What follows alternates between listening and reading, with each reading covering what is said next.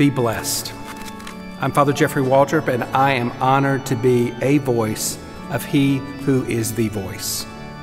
Today, I'd just like to spend a brief moment talking about spiritual communion. We've all heard about spiritual communion lately, but what is spiritual communion? I think today as we come before the Lord, we're all yearning, especially in this time where we're not able to come to Mass, yearning even more to receive the Eucharist. And so spiritual communion becomes very important and essential in our lives.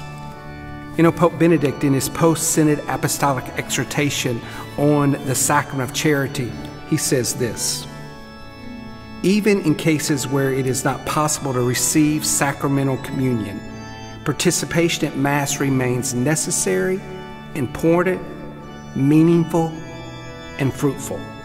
It is essential to cultivate a desire for full union with Christ through the practice of spiritual communion.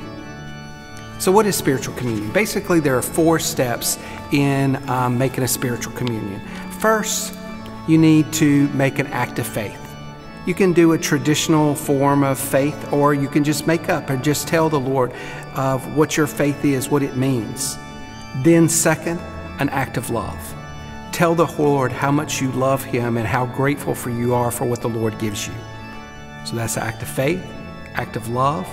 Third, you need to express your desire to receive the Lord. Just tell the Lord how much you desire for Him to be with you. And then fourth, receive the Lord in your heart.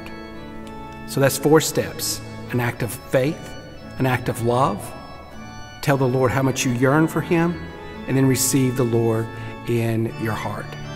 And some people want to do it a little more traditional, and there's a prayer you see out there all over right now from St. Alphonsus called an act of spiritual communion. So at the very end, you could pray that act of spiritual communion.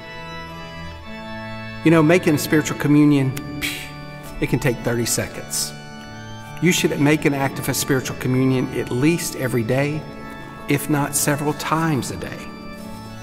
So I promise, in making a spiritual communion, you're going to grow in your yearning to one day receive the Lord in the Eucharist, but also the Lord's going to help you to not fall into those traps of sin.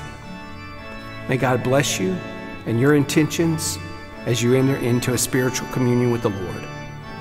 I'm Father Jeffrey Waldrop, and I'm honored to be a voice of He who is the voice.